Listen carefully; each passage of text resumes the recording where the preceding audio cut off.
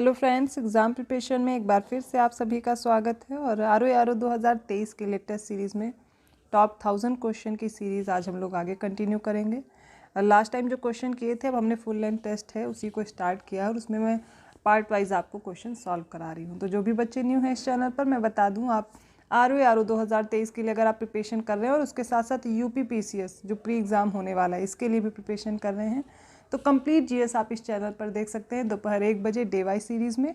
और उसके साथ साथ आप रात को देखेंगे 9 बजे प्रीवियस और क्वेश्चन कंप्लीट करके आर के। और अब हम लोग मॉक टेस्ट सॉल्व कर रहे हैं जिसमें टॉप 1000 क्वेश्चन मैं आपको एग्जाम से पहले करवा दूंगी। ये वो इंपॉर्टेंट क्वेश्चन है जो एक्सपेक्टेड है आपके एग्जाम में पूछे जा सकते हैं या इनसे रिलेटेड आप देखेंगे किसी न किसी फॉर्म में स्टेटमेंट बना के या कैसे न कैसे आपसे प्रश्न पूछा जाता है। तो ऐसे क्वेश्चंस के लिए आपको क्या करना है, डेली ज़्यादा देर की क्लास नहीं होती, आपको क्या करना है, इनको पढ़ना है और उसके साथ साथ जो टॉपिक आपके गलत हो रहे हैं उनको प्रिपेयर करने की कोशिश कीजिए। तो चलिए आज का 26वां क्वेश्चन है जो आगे कंटिन्यू करते हैं। इसमें पूछा गया है कौन सा विकल्प सही सुमेलित नहीं है। उर्दू साहित्य की कुछ प्रमुख हस्तियां दी गई हैं और उनका जन्म स्थान। ए है हसरत मोहानी, उन्नाव दिया गया है इनका जन्म स्थान। अब्दुल माजिद दरियाबादी बाराबंकी, अली अब्बास हुसैनी अलीगढ़ और मसूद हुसैन खां फर्रुखाबाद दिया गया है।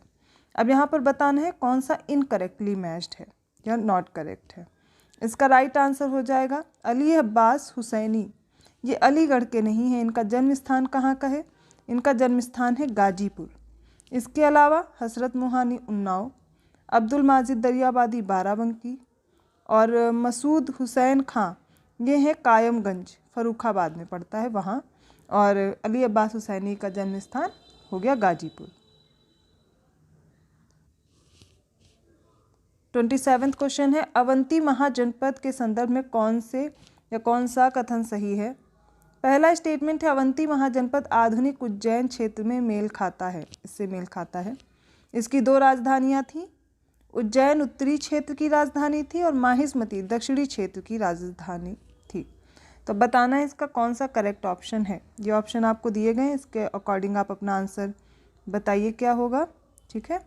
और मैं बताती हूँ, देखिए अवंती जो महाजनपद है, 16 महाजनपद आपने पढ़े हैं, डे वाइज सीरीज़ में मैंने कंप्लीट कराया है और आपको वहाँ पर बताया है कि आप राजधानी और उसका क्षेत्र जरूर याद कर लीजिए। तो अवंती महाजनपद आधुनिक उज्जैन क्षेत्र से मेल खाता है, ठीक। इसकी 2 राजधानियाँ थी, उत्तरी क्षेत्र की राजधानी थी उज्जैन और दक्षिण क्षेत्र की राजधानी थी माहिष्मती। तो यहाँ पर चारों ही स्टेटमेंट आपको सही दिए गए हैं अवंती महाजनपद के बारे में। 28वां प्रश्न है सूची 1 को सूची 2 से सुमेलित करना है। फर्स्ट देखेंगे लिस्ट में, इसमें हरिप्रसाद चौरसिया, बिरजू महाराज, लच्छू महाराज और बेगम अख्तर दिए गए हैं। अब इनका घराना या इनका स्थान बताया जा रहा है लखनऊ, बनारस, प्रयागराज और फैज़ाबाद। इनको मेल करके इनके अकॉर्डिंग ये आंसर सेलेक्ट करना है। अब मैं अपना आंसर बताती हूँ, आप लोग अपना आंसर आई होप अब लिख चुके होंगे। एक काम क्या कीजिए, जब आप लोग टेस्ट सीरीज सॉल्व कर रहे हो तो आप पेन कॉपी ज़रूर ले लीजिए जिससे आप अपने आंसर्स को लिख लिया कीजिए। इजी रहेगा आपको चेक करने में कि आपके कितने आंसर सही हैं या रॉन्ग हैं और कहाँ पर गलती हो रही वो ज़रूर आप बाद में मैच करिए क्योंकि वो टॉपिक आपको प्रिपेयर करने हैं। तो हरिप्रसाद चौरसिया ये बांसुरी वादक है, ठीक है। इनका जन्म स्थान है प्रयागराज, रट लीजिए मेरे साथ। बिरजू महाराज मोस्ट इम्पॉर्टेंट कथक नर्तक हैं, इनका घराना है लखनऊ, ठीक है, इनका जन्म स्थान लखनऊ है।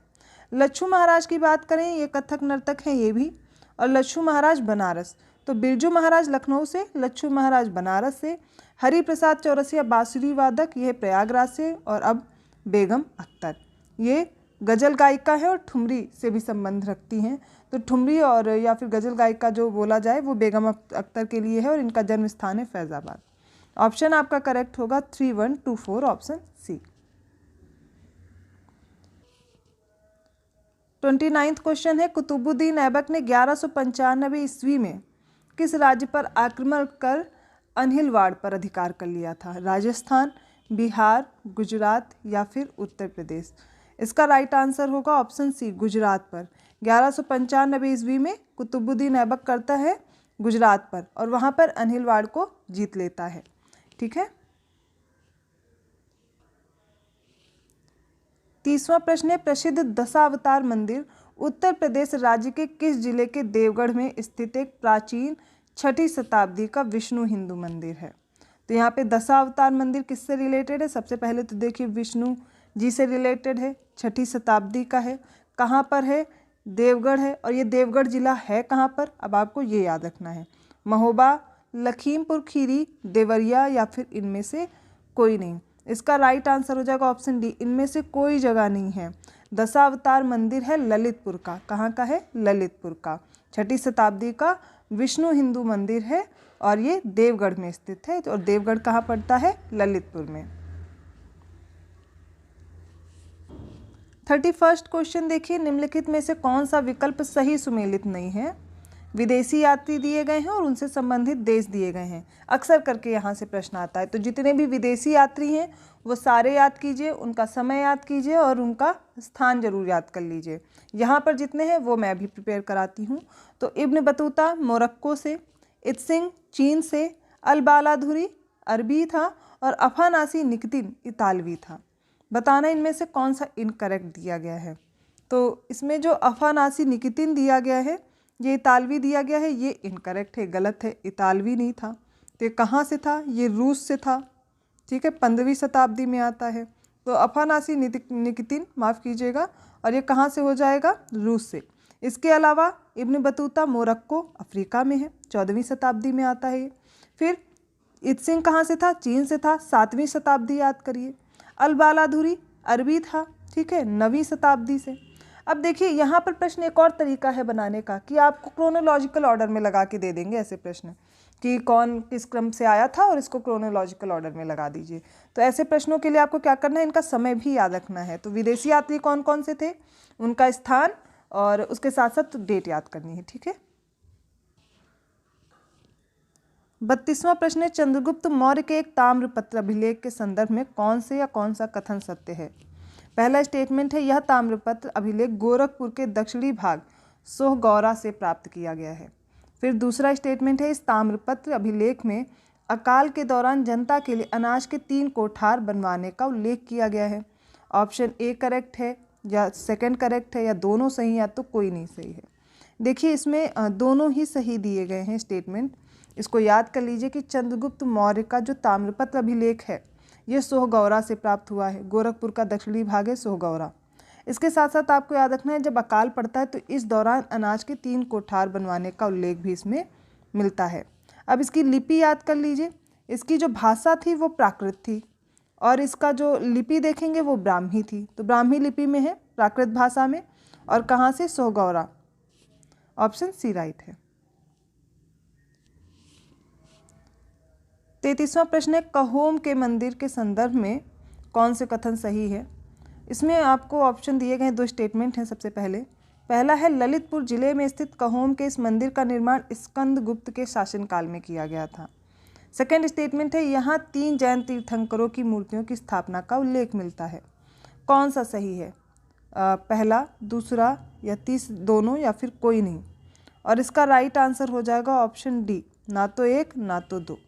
देखिए कहोम जो कुकुबनाथ था इसका पुराना, ये कहोम के मंदिर की अगर बात की जाए तो इसकी जो स्थापना थी स्कंदगुप्त के शासनकाल में तो की गई थी। इसका निर्माण तो स्कंदगुप्त के ही समय पे हुआ, लेकिन आपको स्थान गलत दे दिया गया। ललितपुर नहीं, यहाँ पे क्या हो जाएगा? देवरिया में, देवरिया जनपद में स्थित कहोम के इस मंदिर का निर्माण स्कंदगुप्त के शासनकाल में किया गया था। अब यहाँ पर दिया गया, यहाँ पर 3 जैन तीर्थंकरों की मूर्तियों की स्थापना का उल्लेख मिलता है, तो 3 गलत है, संख्या गलत दी गई है। कितना हो जाएगा? यहाँ 5 तीर्थंकरों की मूर्तियों की स्थापना का उल्लेख मिलता है। तो ये बात हो गई कहोम के मंदिर के बारे में। 34वां क्वेश्चन है, इस प्रक्रिया की सहायता से पौधों की जड़ों के लिए मिट्टी से पानी को अवशोषित करना संभव हो जाता है। श्यानता, विस्कोसिटी, या सेकेंड है सरफेस टेंशन, पृष्ठ तनाव, तीसरा है कैपिलैरिटी या फिर केशिकत्व, या इनमें से कोई नहीं। तो किस प्रोसेस के थ्रू जो रूट्स होती है प्लांट की वो वाटर अब्जॉर्ब कर पाती हैं सॉइल से, ये बताना है। इसका राइट आंसर हो जाएगा, इंपॉर्टेंट है, रट लीजिए, साइंस के क्वेश्चन लगभग रिपीट होते हैं तो ऐसे क्वेश्चन आपको याद कर लेने हैं। ये होता है कैपिलैरिटी, ठीक है, इसकी वजह से, केशिकात्व की वजह से पौधे की जड़ें मिट्टी से अपने पानी को अवशोषित कर लेती हैं। नेक्स्ट क्वेश्चन है 35वां, बैरोमीटर की किस प्रकार की रीडिंग से पता चलता है कि दिन साफ होने की संभावना है? यदि बैरोमीटर की रीडिंग अचानक से गिरावट आ जाए उसमें, या फिर बैरोमीटर की रीडिंग में धीरे धीरे गिरावट हो, ठीक है, या फिर बैरोमीटर की रीडिंग धीरे धीरे ऊपर चढ़ रही हो, ऊपर बढ़ रही हो, तो फिर या इनमें से कोई नहीं। तो देखिए बैरोमीटर की रीडिंग से ही पता चलता है दिन कैसा है। तो दिन यदि साफ होगा तो इसके लिए आपको देखना है जब बैरोमीटर की रीडिंग धीरे धीरे ऊपर बढ़ रही हो तो इसका मतलब क्या हो जाएगा कि यहाँ पर मौसम साफ है। अगर अचानक से गिर जाए इसकी जो रीडिंग है तो क्या मतलब है, इसका आंधी आने वाली है। अगर धीरे धीरे नीचे गिर रहा है, रीडिंग नीचे जा रही है, तो इसका मतलब है वर्षा होने वाली है। तो ये तीनों फैक्ट आपको तैयार रखने हैं। यहाँ पर ऑप्शन सी राइट होगा। मोस्ट इंपॉर्टेंट क्वेश्चन है, किस तापक्रम पर डिग्री सेंटीग्रेड और फ़ारेनहाइट का पाठ्यांक एक समान रहता है? -40 degree Celsius, -60 degree Celsius, -80 degree Celsius या फिर -100 डिग्री सेल्सियस। और इसका राइट आंसर हो जाएगा ऑप्शन ए, -40 डिग्री सेल्सियस ऐसा तापक्रम होता है जहाँ पे डिग्री सेंटीग्रेड और फ़ारेनहाइट इन तीनों का पाठ्यांक समान हो जाता है। 37वां प्रश्न है, जल शोधन में निम्नलिखित में से किसका उपयोग कीटाणुओं को नष्ट करने के लिए किया जाता है? In water purification which of the following are used to destroy germs? Infrared waves, अवरक्त किरणें बोलते हैं इनको, माइक्रोवेव्स, सूक्ष्म तरंगे, या विजिबल लाइट वेव्स, दृश्य प्रकाश तरंगे, या इनमें से कोई नहीं। और इसका राइट आंसर हो जाएगा ऑप्शन डी, इनमें से कोई नहीं। देखिए जल शोधन में कीटाणुओं को नष्ट करने के लिए यूवी लैंप्स का यूज़ किया जाता है, यूवी लैंप का, ठीक है, इसलिए ऑप्शन डी राइट होगा। 38वां क्वेश्चन है, किस फसल के सफ़ेद गिडार कीट का उपचार रासायनिक यौगिक क्लोरपाइरीफॉस के द्वारा किया जाता है? ये रट लीजिए, क्लोरपाइरीफॉस बहुत बार पूछा भी गया है और आरओ के एग्ज़ाम में ही आया हुआ है, तो ये क्वेश्चन आगे भी आ सकता है। तो देखिए इसमें मक्का है, गेहूँ है, जौ है या मूँगफली। तो क्लोरपाइरीफॉस यूज़ होता है मूँगफली, ऑप्शन डी, मूँगफली के सफ़ेद गिडार कीट, ठीक है, इसको बोलते हैं सफ़ेद गिडार कीट या वाइट गिडार पेस्ट, इसके लिए यूज़ किया जाता है, ये केमिकल कंपाउंड है। तो ऑप्शन डी राइट हो जाएगा, मूंगफली। द ट्रीटमेंट ऑफ वाइट गिडार pest of groundnut is performed by the chemical compound chlorpyrifos. तो एक तरह से पेस्ट मैनेजमेंट के लिए यूज़ हो रहा है। 39वां क्वेश्चन है, उन फसलों का चयन करें जो मुख्य रूप से जायद ऋतु में उगाई जाती है। लोबिया, मूंग, उड़द और अरहर। अब इनके अकॉर्डिंग ये ऑप्शन आप अपने देखिए। जितनी भी फसल है, मैं 2 बार शायद करा चुकी हूँ इसको और शॉर्ट्स में भी कई बार हुआ है, तो आपको ये फसल ज़रूर याद रखनी, रबी क्रॉप्स, खरीफ क्रॉप्स, जायद क्रॉप्स, तीनों क्रॉप्स याद रखिए, इनके एग्जाम्पल तो खासकर। तो आप देखिए इसमें दिया गया लोबिया, मूंग, उड़द और इसके अनुसार उत्तर देना है और इसका राइट आंसर है लोबिया, मूंग और उड़द, ऑप्शन ए। ये तीनों क्या हो जाएंगी? खरीफ की फसल हो जाएंगी। खरीफ में और कौन कौन सी आएंगी? जैसे कि माफ़ कीजिएगा, जायद ऋतु में आ जाएंगी, मैं खरीफ बोल गई, तो जायद में आ जाएंगी लोबिया, मूंग, उड़द, इसके साथ साथ जो भी ये हो गए तरबूज, खरबूज, खीरा, ककड़ी, करेला, करेला भी याद कर लीजिए, जायद ऋतु में आ जाता है, ठीक है। बाकी अरहर, उड़द, मूंग, सोयाबीन ये सारी खरीफ में आती। चावल, अरहर, उड़द, मूंग और सोयाबीन कहाँ आएंगी? खरीफ में। इस तरीके से आपको याद रखना है। 40वां प्रश्न है, निम्न में से कौन सा हार्मोन रक्तचाप को नियंत्रित करने की शारीरिक क्षमता को प्रभावित करता है? एल्डोस्टेरोन, कार्टिसोल, एंड्रोजन या फिर इनमें से कोई नहीं। इसका राइट आंसर हो जाएगा ऑप्शन ए, एल्डोस्टेरोन। तो एल्डोस्टेरोन क्या करता है? जो रक्त दबाव को विनियमित करने की इसकी जो शारीरिक शक्ति होती है उसको प्रभावित करता है। This hormones affect the physical ability to regulate blood pressure. 41वां प्रश्न है, निम्न में से कौन सा विकल्प सही सुमेलित नहीं है? अब कुछ योजनाएं दी गई हैं और उनकी डेट दी गई है। प्रधानमंत्री जीवन ज्योति बीमा योजना, प्रधानमंत्री सुरक्षा बीमा योजना, प्रधानमंत्री मुद्रा योजना और प्रधानमंत्री वय वंदन योजना, और सबकी डेट 2015 दी गई है। अब बताना है कौन सा इनकरेक्ट दिया गया है। ऑप्शन डी राइट होगा, प्रधानमंत्री वय वंदन योजना 2015 में नहीं 2017 में शुरू हुई। बाकी तीनों रद्द डालिए, प्रधानमंत्री जीवन ज्योति, सुरक्षा बीमा और मुद्रा योजना सारी 2015 में रद्द डालिए। 42वां क्वेश्चन है, मैच द फॉलोइंग। इसमें देखेंगे पहली लिस्ट में कुछ अधिनियम दिए गए हैं और उनकी डेट, जैसे कि जल प्रदूषण निवारण और नियंत्रण अधिनियम, इसी तरह वायु अधिनियम जो वायु प्रदूषण निवारण और नियंत्रण अधिनियम, पर्यावरण संरक्षण अधिनियम और वन्य जीव संरक्षण अधिनियम। डेट दी गई 1986, 1974, 1972, 1981। अब देखिए जिन बच्चों का भी ये क्वेश्चन रॉन्ग हो ना तो इसके लिए परेशान नहीं होना, अब इसके बाद लेकिन गलत नहीं होना चाहिए। तो देखिए जल प्रदूषण निवारण अधिनियम आता है 1974।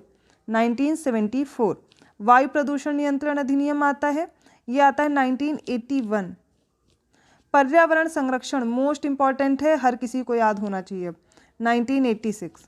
वन्यजीव संरक्षण अधिनियम 1972। क्या हो जाएगा ऑप्शन इसका 2413। जल प्रदूषण निवारण और नियंत्रण अधिनियम 1974, वायु के लिए 1981 याद रखिए, पर्यावरण संरक्षण 1986 और वन्यजीव संरक्षण 1972। तो वन्यजीव पहले आता है और पर्यावरण संरक्षण बाद में आएगा। 43rd क्वेश्चन है, प्रसिद्ध उपन्यास यादो बूदे गालिब निम्नलिखित में से किसके द्वारा लिखा गया है? ख्वाजा अहमद फारूकी, मिर्जा गालिब, मोहम्मद इकबाल और गुलजार। अब इसमें सब लोग गालिब देख करके सोचेंगे ये गालिब की रचना है, इसीलिए आपको दिया भी था कंफ्यूज करने के लिए। इसका राइट आंसर ऑप्शन है ख्वाजा अहमद फारूकी का ये उपन्यास है। क्या नाम है? यादो बूदे गालिब। ये किस भाषा में है? उर्दू में है। 44th क्वेश्चन है, निम्नलिखित में से कौन सा विकल्प सही सुमेलित है? सेब का लाल रंग करक्यूमिन की वजह से, टमाटर का लाल रंग एंथोसाइनिन, पपीते का पीला रंग कैंथेक्सैनिन और हल्दी का पीला रंग लाइकोपीन दिया गया। इसमें से बताना कौन करेक्टली मैच्ड है। देखिए ये जो पिगमेंट होते हैं कलर पिगमेंट की वजह से ये होते हैं, इनका कलर हमेशा अक्सर करके पूछ लिया जाता है किस वजह से है। तो देखिए इसका राइट आंसर हो जाएगा ऑप्शन सी, पपीते का रंग कैंथेक्सैंथीन की वजह से येलो होता है। बट सेब का रेड कलर ये किसकी वजह से होगा? तो ये होता है एंथोसाइनिन। टमाटर का लाल रंग हर किसी को आई थिंक याद ही होगा, अब इतनी बार ये प्रश्न पूछा ही जाता है एग्जाम में, तो ये हो जाएगा लाइकोपीन की वजह से। हल्दी का करक्यूमिन या कुरक्यूमिन, जैसे भी याद कर पाइए, हल्दी का पीला रंग कुरक्यूमिन की वजह से। इस तरीके से आपको सारे याद करने हैं। 45th क्वेश्चन है, पैरोक्सीसोम के संदर्भ में कौन सा कथन सत्य है, या बताने कौन सा कथन सत्य है? यह पौधों में होने वाले प्रकाशीय श्वसन में मदद करता है और यह कोशिका में हाइड्रोजन पेरोक्साइड के उत्पादन में मदद करता है। एक स्टेटमेंट सही है या दोनों सही हैं? तो देखिए पौधों में प्रकाशीय श्वसन होता है पैरोक्सीसोम की वजह से, सही है, और यह कोशिका में हाइड्रोजन पेरोक्साइड के प्रोडक्शन में भी हेल्प करता है। दोनों ही स्टेटमेंट सही हैं, ऑप्शन सी राइट होगा। 46th क्वेश्चन है, किस संशोधन अधिनियम ने तत्कालीन संयुक्त राष्ट्रीय अनुसूचित जाति और अनुसूचित जनजाति आयोग की दो अलग अलग निकायों में विभाजित किया था? अर्थात राष्ट्रीय अनुसूचित जाति आयोग और राष्ट्रीय अनुसूचित जनजाति आयोग, इनके बारे में पूछा जा रहा है कब बना। 86th कॉन्स्टिट्यूशनल अमेंडमेंट आता है 2002 का, या 87th amendment act 2003, 88th amendment act आता है 2003, या फिर 89th अमेंडमेंट एक्ट 2003। अब इसमें से बताना है कौन सा आंसर राइट है। इसका राइट आंसर हो जाएगा option D, 89th constitutional amendment होता है 2003 का, जिसमें अनुसूचित जाति आयोग और अनुसूचित जनजाति आयोग को अलग अलग कर दिया जाता है, दो अलग निकाय बनाए जाते हैं। रट लीजिए आज, 89th कॉन्स्टिट्यूशनल अमेंडमेंट होता है, एक्ट आता है 2003 का, ठीक है। 47th क्वेश्चन देखिए, संसद के दोनों सदनों की संयुक्त बैठक से संबंधित प्रावधान किस देश से संविधान से लिए गए हैं? सोर्सेज याद कर डालिए, प्रश्न आएगा। आयरलैंड, रूस, ऑस्ट्रेलिया या दक्षिण अफ्रीका। इसमें बताना है संसद के दोनों सदनों की जो संयुक्त बैठक होती है ये ली गई है ऑस्ट्रेलिया के संविधान से, ऑप्शन सी। 48th क्वेश्चन है, निम्नलिखित में से किस भाषा को 1992 के 71वें संशोधन अधिनियम के द्वारा संविधान की 8वीं अनुसूची में जोड़ा गया? पहली बात तो संशोधन वो याद रखने हैं जो आपके शेड्यूल ऐड किए गए या कोई पार्ट ऐड किया गया, वो कॉन्स्टिट्यूशनल अमेंडमेंट इंपॉर्टेंट है, या कुछ ऐसा खास है जो आपके याद करने योग्य है, उसको तैयार कीजिए, वहाँ से प्रश्न नहीं गलत होने चाहिए। तो 1992 का 71वां संशोधन होता है, ठीक है। इसके द्वारा कौन कौन सी डोंगरी, संथाली, कोंकणी या बोडो में से कौन सी जोड़ी गई थी? इसका राइट आंसर हो जाएगा कोंकणी। कोंकणी, मणिपुरी और नेपाली 1992 का 71वां संशोधन अधिनियम आता है। देखिए इसको याद करने की एक ट्रिक मुझे बेटर लगती है, अगर आपको ऐसा लगे तो आप भी इसे याद कर सकते हैं, जैसे कि मंकी, माँ से मणिपुरी, एन से नेपाली और का से कोंकणी। मंकी का 3 वर्ड्स इसमें याद रखने, अगर बेटर लगे तो कोंकणी हो जाएगा ऑप्शन सी। 49वां क्वेश्चन है, भारतीय संविधान के किस भाग के तहत मौलिक कर्तव्यों से संबंधित प्रावधान किए गए हैं? भाग 1, भाग 2, भाग 3 या भाग 4? बताइए इसमें से ऑप्शन। अब देखिए इसमें चारों ही ऑप्शन गलत दिए गए हैं। यहाँ पर मौलिक कर्तव्य फंडामेंटल जब ड्यूटीज़ की बात होगी तो 4A होता है, यहाँ पर कहीं भी 4A नहीं दिया गया है, कोई भी ऑप्शन करेक्ट नहीं है। क्या हो जाएगा? संविधान के भाग 1 में क्या है? The union and it's territory, संघ और उसका राज्य क्षेत्र। भाग 2 में क्या है? नागरिकता है, सिटीजनशिप। भाग 3 में क्या है? फंडामेंटल राइट्स है। भाग 4 में क्या है? Directive principles of state policy है। और 4A में क्या हो जाएगा? Fundamental duties. अब 50वां क्वेश्चन है, किस अनुच्छेद के तहत आपराधिक मामलों के संबंध में सर्वोच्च न्यायालय के अपीली क्षेत्राधिकार से संबंधित प्रावधान दिए गए हैं? 132, 133 या 134 या इनमें से कोई नहीं। बताना है किस आर्टिकल में है। तो देखिए इसका राइट आंसर हो जाएगा ऑप्शन सी। जब आपराधिक मामलों के संबंध में सर्वोच्च न्यायालय के क्षेत्राधिकार की बात होगी तो आर्टिकल 134 होगा। 132 में दिया जाएगा कुछ मामलों में उच्च न्यायालयों से अपील करने की सर्वोच्च न्यायालय की अपीली अधिकारिता इसमें होती है। 133 की बात करेंगे तो दीवानी मामलों के संबंध में उच्च न्यायालयों की अपीली में अनुच्छेद 133 में दीवानी मामलों के संबंध में उच्च न्यायालयों की अपीलों में उच्चतम न्यायालय की अपीली अधिकारिता है। तो 132, 133, 134 मतलब कुछ मामलों में आप देखेंगे तो 132 याद कर लीजिए, 133 में दीवानी मामले आ जाएंगे, 134 में आपराधिक मामले आ जाएंगे। ठीक है, तो ऑप्शन यहाँ पर सी राइट है। तो ये रहे कुछ इंपॉर्टेंट क्वेश्चन आज के। आई होप आपको समझ में आए होंगे। कोई भी प्रॉब्लम है कमेंट करके आप पूछ सकते हैं। ऐसे और क्वेश्चंस के लिए प्रिपेयर रहिए। मिलती हूँ नेक्स्ट वीडियो में। अगर वीडियो अच्छा लगा तो प्लीज़ लाइक कीजिए, चैनल को सब्सक्राइब कीजिए और लोगों को शेयर करते रहिए। ऐसे और क्वेश्चन के साथ नेक्स्ट क्लास में आती हूँ। तब तक के लिए धन्यवाद। और आपका क्या स्कोर रहा कमेंट करके ज़रूर बताएं।